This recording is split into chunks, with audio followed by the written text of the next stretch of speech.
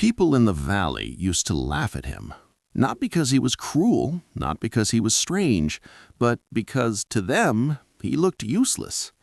While others rushed through life like they were being chased, he moved slowly. While others argued, he listened.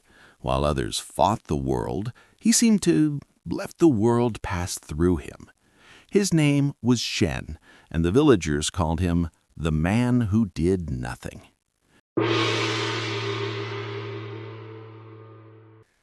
Mist didn't rise anymore. It just sat, a flat gray lid pressed on the valley. The riverbed was a scar, cracked mud, bleached stones, reeds that used to bow now stood stiff and brittle like spears left behind. Wei walked to the bank and didn't recognize the sound of his own steps. No frogs, no insects, no wet life. Only wind dragging dust like a broom that never finished. Shen was there, sitting on the same flat stone, watching the dead river like it might still speak. Wei's throat burned. "Uncle," he said, voice rough, "they're digging again." Shen didn't answer. Wei forced the words out anyway. "Animals are thin. The goats stop chewing. The dogs don't bark. People are saving water like it's gold." He swallowed. "Han says if we don't find a new well, the village breaks." Shen's eyes stayed on the cracked riverbed. Then he asked, quietly, "How many wells?" Wei's lips tightened. 3, then 4, then 5. He exhaled hard. Han chose good places, the low ground, the old river bend, near where elders remember water. They weren't stupid holes. Wei's voice sharpened because fear always wants someone to blame. "But the earth is empty." Shen stood, not fast, not slow, like weather deciding. "Take me," he said. Wei blinked. "To the digging." They walked. The village square felt thinner than it used to, like the air had been eaten. At the edge of the fields, men worked in silence. Not heroic silence, dehydrated silence. A line of bodies passed dirt in baskets, hands shaking, lips cracked, shoulders hollow. Han stood beside the newest pit, sleeves tied, hair damp with sweat that disappeared too fast. He wasn't shouting. That was worse. Han only shouted when he believed shouting could win. Now he just watched the whole like a judge watching a failed witness. Wei stepped beside him. Han's jaw tightened. Shen arrived without announcing himself. He looked into the pit. It was deep enough to scare the stomach. The sides were shored with planks and woven mats. A smart dig, a careful dig. At the bottom, men were scraping at stone. Dry, dry, dry.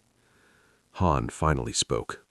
"You see," he said, voice flat, "we did not dig like fools. We dug where water should be." He pointed across the land. Low ground, old river root, clay pockets. Even the elders said so. He swallowed the rest. "We found nothing." Shen didn't argue. He didn't comfort. He watched the workers. He watched their rhythm. He watched the time falling out of their hands like grain. Han's patience cracked. "What now?" Han asked. "Do you have another proverb? Another riddle?" Shen looked away from the pit. Not at the sky, at the land. He walked. Han followed, irritated. Wei followed, afraid to hope. They moved past the failed wells, past dead orchard rows, past grass that looked like straw. Then Shen stopped, near the edge of a higher terrace where the soil was harder and the wind hit more directly. A single old tree stood there, not green, but not dead. Its leaves were dull, stubborn, holding on like a man who refuses to kneel. Around its roots, the ground was not lush, but it was less ruined. thin ring of grass, faintly alive. Han scoffed immediately. "No," he said, "not here." Shen didn't look at him. He crouched. He touched the soil, rubbed it between two fingers. Then he leaned closer. Not dramatic, exact. Wei watched him. Shen's fingers moved to a small crack near the tree's root. He scraped a little with his nail. The dirt inside was darker, not wet, but not bone dry. Then Shen's eyes shifted to the ants. Wei hadn't noticed them at first because he wasn't looking for life anymore. A thin line of ants moved in and out of the ground beside the root, carrying tiny pellets. Not dust, heavier, packed, darker. Shen picked one pellet up, pressed it. It held its shape. Han saw it too. His face tightened. "That means nothing," Han said quickly. "Shade, hardy roots. Ants can live anywhere." Shen stood. He looked at Han as if looking at weather. "Dig here," he said. Han's laugh came out harsh. "We have men collapsing in holes. We have planks breaking. You want another failure on high ground?" Shen's voice didn't rise. "High ground is where the old river left its secrets," he said. "Low ground is where everyone digs. Low ground is where water gets stolen first." Han stared. "You're guessing." Shen shook his head once. "I am listening." Wei watched from the tree to Han. Han's pride fought for words, but fear fought harder.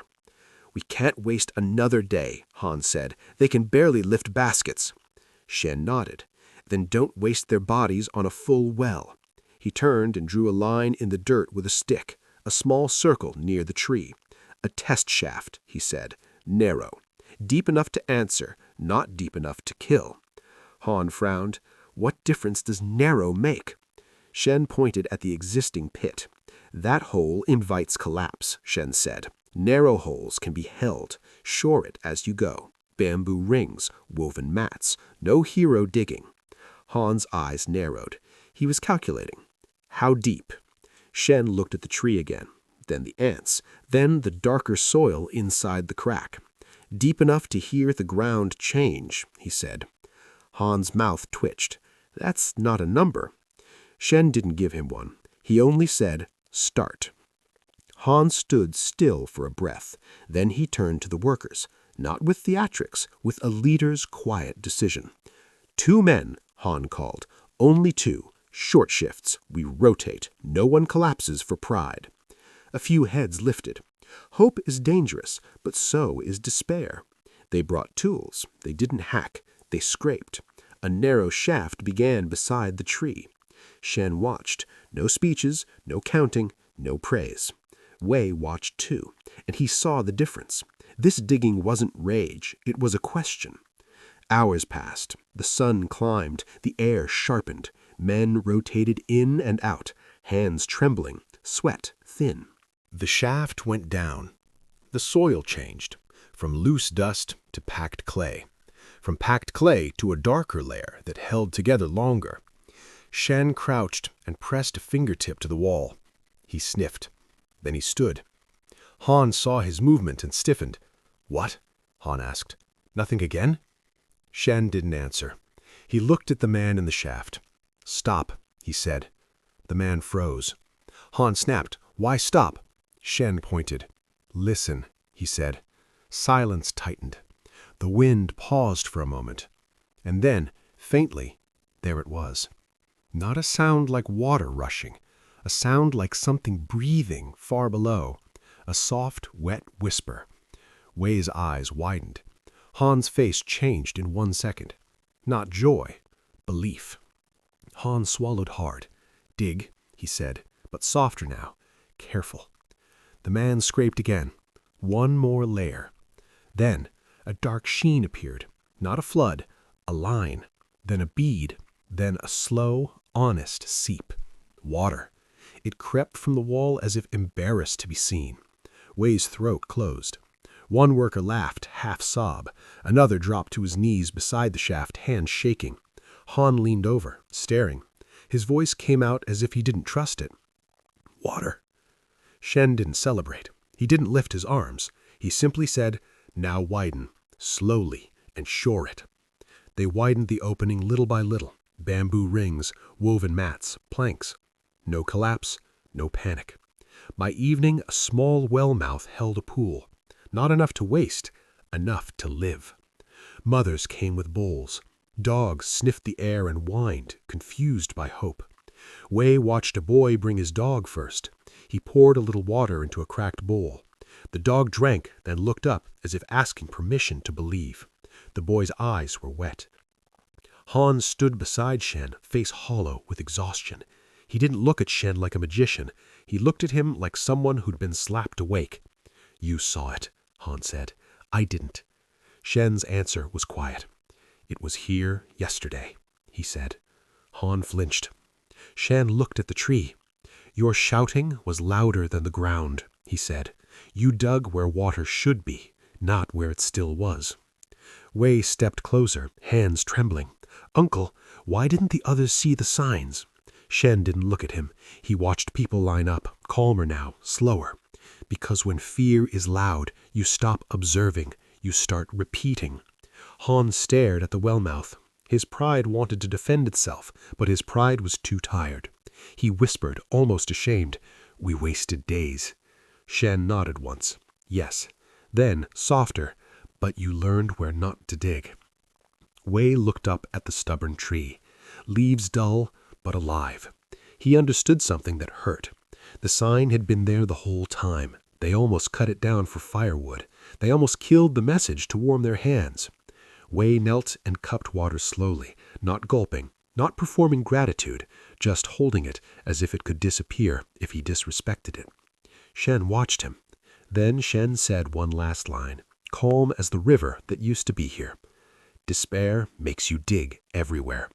Attention makes you dig once."